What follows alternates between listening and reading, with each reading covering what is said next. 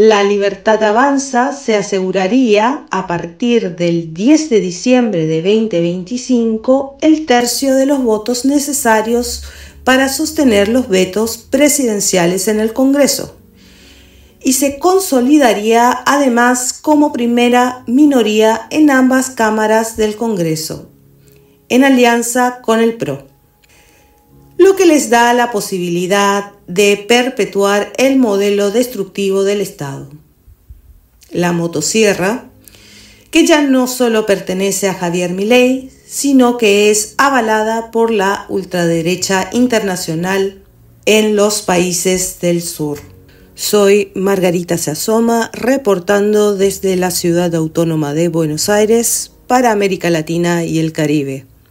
Soy Margarita Se Asoma. Somos Margarita Se Asoma, corresponsales feministas de América Latina y el Caribe. Una producción de Marea, Género, Artes y Humanidades, Asociación Civil. Les invitamos a escuchar el podcast de manera gratuita y luego calificar, comentar y compartir con compañeras y compañeros para que todas y todes podamos estar informadas e informades. Recuerden siempre, no somos anónimas, somos Margaritas.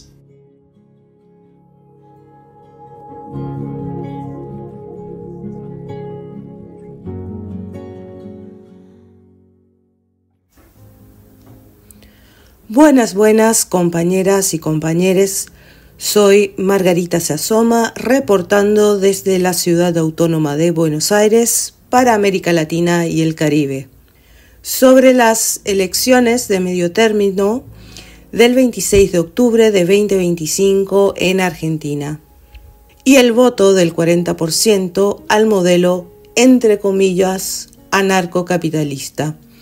Los resultados de las elecciones legislativas fueron una sorpresa hasta para el oficialismo de Javier Milei.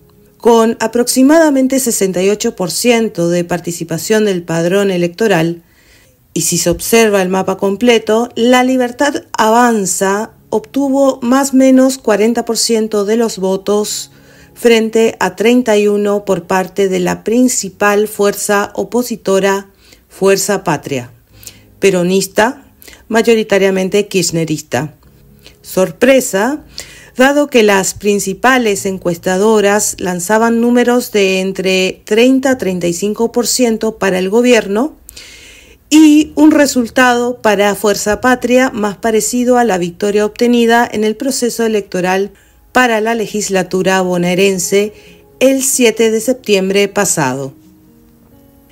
En lo importante, la Libertad Avanza se aseguraría, a partir del 10 de diciembre de 2025, el tercio de los votos necesarios para sostener los vetos presidenciales en el Congreso, y se consolidaría además como primera minoría en ambas cámaras del Congreso, en alianza con el PRO, lo que les da la posibilidad de perpetuar el modelo destructivo del Estado.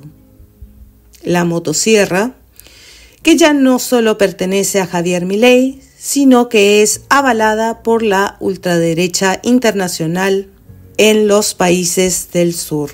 Para quienes vivimos en la ciudad autónoma de Buenos Aires, desde el centro del poder político, observamos semana tras semana cómo jubilados, personas con discapacidad, personal sanitario, docentes y otros colectivos afectados por el ajuste económico del gobierno de Javier Milei, cómo son reprimidos por las fuerzas de seguridad durante las manifestaciones. Fuerzas lideradas por la ministra de Seguridad Patricia Bullrich, ahora senadora electa.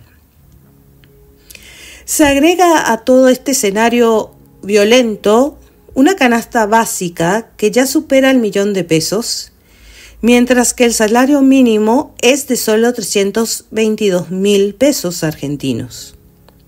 Son condiciones que en otro contexto bastarían para que un gobierno fuera derrotado en las urnas. Más allá del tono triunfalista del oficialismo libertario y de sus aliados del PRO y algunos del radicalismo, los motivos detrás de estos resultados electorales podrían ser múltiples y complejos, sobre todo si se analiza el contexto de las dificultades reales que enfrentan muchas personas en la Argentina actual. Algunos analistas han traído algunos puntos seleccionados que pasamos a exponer en resumen. Pese a los discursos progresistas y a las políticas públicas orientadas al bienestar, promovidas por gobiernos anteriores, especialmente peronistas, la realidad es que muchas provincias han sufrido un abandono institucional, especialmente tras la pandemia. Esa falta de lectura de las necesidades y cambios sociales en el contexto pospandemia pudo haber influido en los resultados electorales. A esto hay que sumarle la inestabilidad derivada de la crisis inflacionaria durante los últimos años del mandato de Alberto Fernández. En contraste, el gobierno de Milei ha cumplido con su promesa de bajar la inflación, aunque claramente lo ha hecho a costa de un ajuste muy significativo y de aleccionar a poblaciones hipervulnerables como adultos mayores, mujeres, disidencias, niños y niñas, personas con discapacidad, entre otras. Todo ello, por supuesto, se une a la tradición antiperonista que recorre la Argentina y se resignifica formando grietas políticas en las diferentes coyunturas. Pero bueno, en palabras simples, los efectos del ajuste económico y el deterioro general de las condiciones de vida bajo el gobierno de Milei no parecen haber sido suficiente argumento.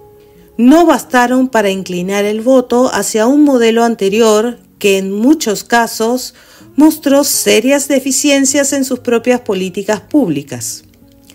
Tampoco lograron escalar con fuerza los escándalos de corrupción de la era Milei. Por ejemplo, en la Agencia Nacional de Discapacidad, ANDIS, se filtraron audios del exdirector Diego Spagnuolo que vinculan a Karina Milei, hermana del presidente y secretaria general de la presidencia, con un esquema de sobornos. Además, salió a la luz la relación entre José Luis Expert, candidato por La Libertad Avanza, y el empresario Federico Fred Machado, detenido por narcotráfico. Expert admitió haber recibido $200.000 de una empresa vinculada a Machado, aunque sostiene que fue por un trabajo de consultoría. A pesar de estas acusaciones graves, no se tradujeron en un castigo social decisivo en las urnas. En la misma línea, los y las votantes pueden no haber comprendido la relación que existe entre la toma de deuda del Estado y cómo esto influye en la vida cotidiana. El gobierno decidió dar prioridad al pago de deuda y al equilibrio fiscal más que a las inversiones en políticas de cuidado, salud y educación, entre otras. Es necesario decir esto porque en los meses anteriores, en los días anteriores a las elecciones, el gobierno tuvo que recibir salvatajes financieros condicionados tanto del Fondo Monetario Internacional como del Tesoro norteamericano. Este último a través del acuerdo del swap hasta lo que se sabe por $20.000 millones. El presidente estadounidense Trump aclaró en palabras textuales que Argentina está luchando por su vida y que la ayuda norteamericana vendría solo si el país mantenía el mismo rumbo económico. Repito, que Argentina estaba luchando por su vida y que la ayuda económica vendría solo si el país mantenía el mismo rumbo. Cualquiera diría que estas solas palabras tendrían que convocar una respuesta nacionalista y contra la intervención extranjera. No obstante, vale decir que en la historia reciente todavía perduran en la memoria colectiva episodios muy traumáticos como las corridas bancarias previas al Corralito de 2001 o bien de las crisis hiperinflacionarias. Por eso, algunas analistas sostienen que el discurso intervencionista y colonialista de Trump es una forma de extorsión, un endorsement, como él mismo lo presentó, para generar miedo e influir en este voto de tinte conservador. Básicamente, el miedo de no estar peor de lo que ya estamos. La tendencia de sobrevivir día a día mirando al corto plazo. Podría también cerrar el cerco emocional alrededor de ese mensaje. La urgencia y el pánico se convierten en palancas políticas. El deseo de no estar peor de lo que ya estamos. Podemos hablar también de las internas del peronismo. La falta de un frente común real y de una propuesta alternativa al modelo, repito, entre comillas, anarcocapitalista, dentro y fuera del partido justicialista. Estos hechos visibles han minado la percepción de que este grupo político pueda ser una opción para ese 40% del padrón. El peronismo no se ha repuesto de la derrota frente a este outsider de la política y del establishment, frente a un personaje cuasi diagnosticado socialmente con graves problemas de salud mental, que ha dicho que sus perros son asesores políticos, pero sobre todo ante una gran parte de la oposición que se llamó o que se llama dialoguista, que le ha votado leyes masivas para destruir el Estado desde adentro. Igualmente que la principal líder peronista, Cristina Fernández de Kirchner, expresidenta y vicepresidenta, haya sido proscripta y se encuentre con prisión domiciliaria. Existen muchos otros motivos que vuelven la situación más compleja en la Argentina. Pero por ahora me despido con la promesa de seguir con esta conversación mediante estos reportes. Soy Margarita Se Asoma desde la Ciudad Autónoma de Buenos Aires y de parte de mis compañeras Margaritas les pedimos que si les gustó el episodio se suscriban a nuestras plataformas para más reportes desde los distintos territorios de América Latina y el Caribe. Que le den like, compartan y comenten para que podamos seguir de esa manera esta conversación. Ahora les dejo con deseos de resistencia y organización feminista. Y aprovecho en este punto las declaraciones de Lucy Caballero, referente del feminismo argentino en Ni Una Menos y Movida Ciudad, con palabras que pueden dar claridad a lo acontecido en estas elecciones.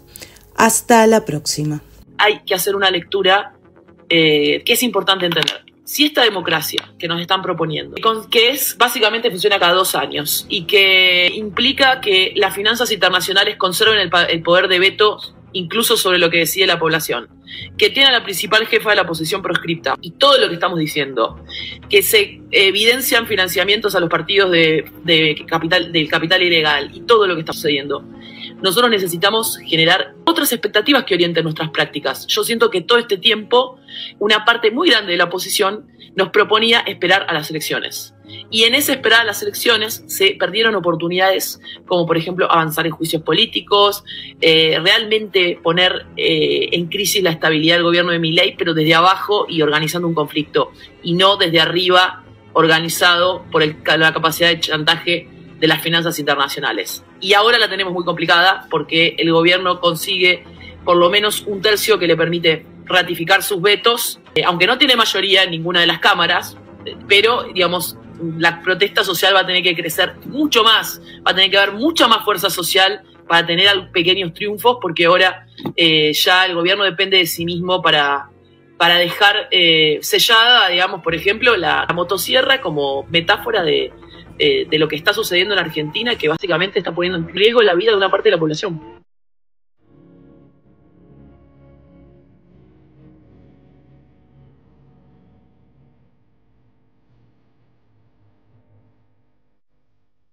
Soy Margarita Se Asoma. Somos Margarita Se Asoma, corresponsales feministas de América Latina y el Caribe. Si les gustó el episodio, les invitamos a que le den like, a calificar, comentar y compartir para que todas y todes estemos informadas e informades. También les invitamos a ser parte de la comunidad de Margaritas, con un pequeño aporte para que podamos seguir reportando desde América Latina y el Caribe. Todos los links del podcast están en las redes de margaritaseasoma.podcast.